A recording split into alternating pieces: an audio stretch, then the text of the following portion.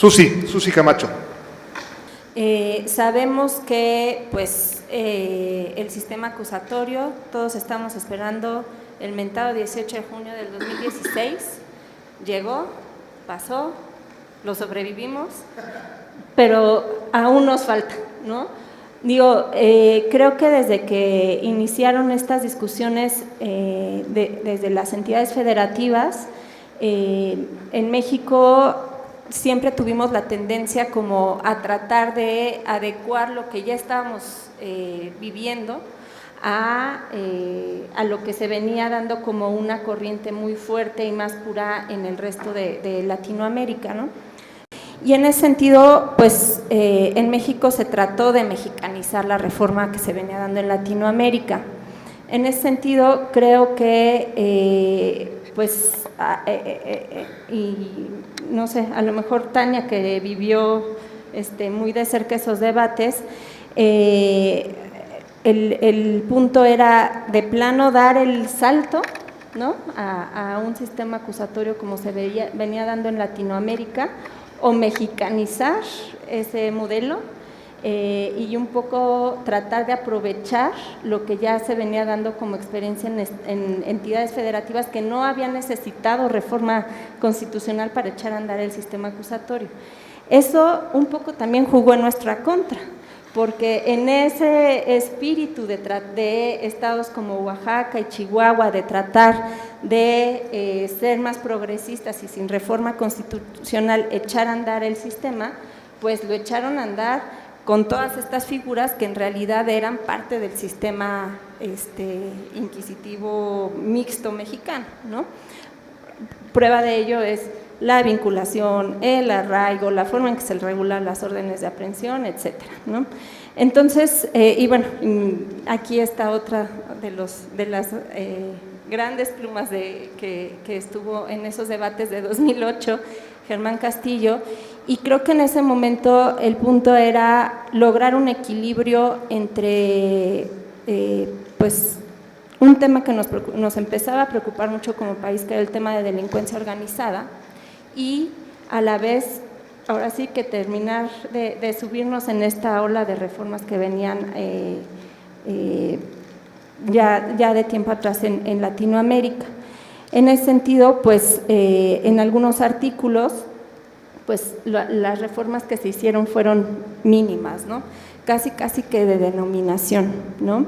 En algunas sí hubo cambios mucho más significativos, pero por ejemplo, esta que se refiere a las órdenes de aprehensión me parece que es una de las que se nos quedó en el tintero, precisamente de arrastrar denominaciones y nada más cambiarle nombres de como lo teníamos previamente a 2008, ¿no? Y en ese sentido, por ejemplo, me parece que, pues ya bien lo decía Tania, ¿no?, el tema del arraigo. El arraigo en realidad sí era una figura que era aprovechada y que era hasta cierto punto necesaria y justificada en el viejo sistema, porque para dictar un auto de formal prisión te pedían cuerpo del delito, probable responsabilidad, prácticamente tenías que tener como Ministerio Público armado completito el caso desde el principio, es más, desde la solicitud de orden de aprehensión, para poder echar a andar como Ministerio Público tu caso. Pero pues en el sistema acusatorio ese incentivo no existe, ¿no? Todo este bagaje que teníamos, que incluso para la defensa también era un punto muy importante litigar desde el Ministerio Público, litigar contra las órdenes de aprehensión, y ya ahí tenemos los amparos desde el inicio, ¿no? Porque pues el hecho de que ya tuvieran una orden de aprehensión en contra tuya, aunque no se hubiera ejecutado, pues prácticamente como defensa implicaba que ya estabas perdido. En el sistema acusatorio, pues eso cambia, y eso cambia a medias, ¿no? Porque digo, otra de las propuestas, y ojalá y sigan teniendo oportunidad de seguir las conferencias de este ciclo, se modifica esto del auto de formal prisión a auto de vinculación, se modifica el cuerpo del delito a datos que hagan probable el hecho, pero aún así nos seguimos quedando con esa piedrita en el zapato, ¿no? En ese sentido, creo que pues en el sistema acusatorio eso no se requiere, ¿no? Realmente las órdenes de aprehensión, lo mismo que las de comparecencia, simplemente son una forma de traer a las personas ante el tribunal, no significan absolutamente nada más. Es una forma de que la persona llegue y se presente. Entonces, yo creo que pues este cambio que se hizo en su momento en el artículo 16 simplemente fue de denominación, ¿no? No le entró al fondo. Y en el fondo, pues, en un sistema acusatorio, pues eso no tendría ningún sentido, ¿no?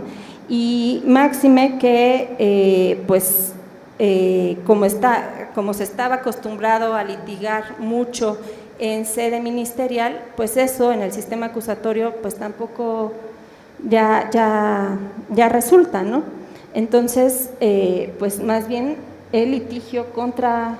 y pues ya ni siquiera es en contra de la orden de aprehensión, en su caso sería contra la medida cautelar, se traslada a sede judicial, ¿no? Entonces, yo creo que este es uno de los ejemplos de por qué pues se nos fueron quedando cosas que, por llamarles nada más de otro modo, nos siguen atorando, ¿no? Otro tema, ya lo mencionaba Tania, creo que con mucho atino no voy a ahondar en esto, pero el arraigo igual, ¿no? Es una figura que cada vez ante los abusos, ¿no? O ante esta ola de que apertura a la figura del arraigo, se fue tratando de reducir cada vez más a nivel constitucional, ¿no? Ya nada más en el ámbito federal, ya nada más respecto de delitos de delincuencia organizada, pero aún así, pues ahí la tenemos, ¿no? Entonces, y digo, aún cuando ya está muy acotada, pues los costos y la tentación de empezar otra vez a abusar de él se quedan, ¿no? Latentes, lo cual yo creo que es peligroso y que finalmente, otra vez, yo creo que para el Ministerio Público esta necesidad de llevar toda la investigación completa y para ello utilizar el arraigo se pierde, ¿no? En el sistema acusatorio, yo si fuera Ministerio Público, mejor me concentro en justificar bien la medida cautelar a la vinculación y santo remedio. Yo creo que a la larga, y es lo que entiendo que ha pasado en algunos estados al principio cuando echaron a andar la reforma y que todavía podían usar el arraigo, fue que empezó a entrar en desuso precisamente porque pues, era más conveniente para el Ministerio Público una cautelar que pedir el arraigo, ¿no? En cuanto al caso urgente, no sé cómo voy de tiempo o… ¿Tú la ves? Bueno, entonces les sigo. Respecto del caso urgente, esta noción ha estado muy ligada con el tema de los delitos graves, ¿no? Que también es una categoría propia del anterior sistema y que justo en la iniciativa pretendemos pues ahora sí superar, ¿no? De una vez por todas, este tema de delitos graves creo que no se justifica y va ligado a la propuesta que se hace en esta iniciativa sobre los requisitos para las órdenes de aprehensión, ¿no? Si ustedes revisan la iniciativa con cuidado, para las órdenes de aprehensión, bueno, para las órdenes de aprehensión en el viejo sistema se pedía lo mismo que para el auto de formal prisión. Con la iniciativa lo que proponemos es la orden de aprehensión es simplemente una forma de traer a la persona a juicio, por lo tanto no debe ser tan exigente, y para el auto de vinculación, que nosotros proponemos que desaparezca igual. La discusión de estas primeras audiencias se centran en la medida cautelar, aunque tiene que haber cierta, no sé, eso todavía está por definirse, cierta forma de presentar el supuesto material para que proceda la medida cautelar, ¿no? Pero eliminando la noción de delito grave, pues también el caso urgente el supuesto de caso urgente también necesariamente tiene que cambiar y pues más bien se tendrían que presentar por parte del Ministerio Público los mismos requisitos que para la orden de aprehensión, que en la iniciativa también se disminuyen respecto de los que se piden para el auto de vinculación. Y en cuanto a digo, en la iniciativa también verán que yo creo que también es muy discutible la necesidad de pedir autorización judicial para imponer medidas de geolocalización. Me parece que, yo ahorita justo lo comentaba con Rodolfo, las medidas de geolocalización finalmente son un medio de investigación que no estoy tan segura que de previo siempre tenga que ser objeto de autorización judicial.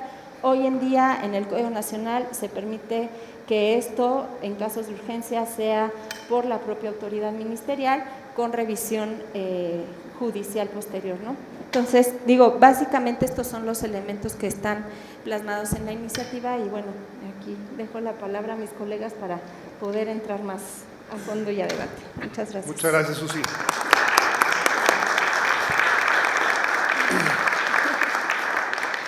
Me parece que todos los que hemos tenido la oportunidad de ejercer, de postular en materia penal en cualquier capacidad, como defensores, como coadyuvantes, incluso los que hayan tenido la oportunidad y la vocación de formar parte de los cuerpos ministeriales y de la judicatura, antes de la transformación del sistema de justicia penal acusatorio, nos resulta inconcebible haber podido ejercer el derecho, representar causas sin el famosísimo juicio de amparo en contra de la orden de aprehensión, que luego se sustituía por el cambio de situación jurídica, salvo que el cliente estuviera paseándose por ahí, entonces no hubiera suspensión.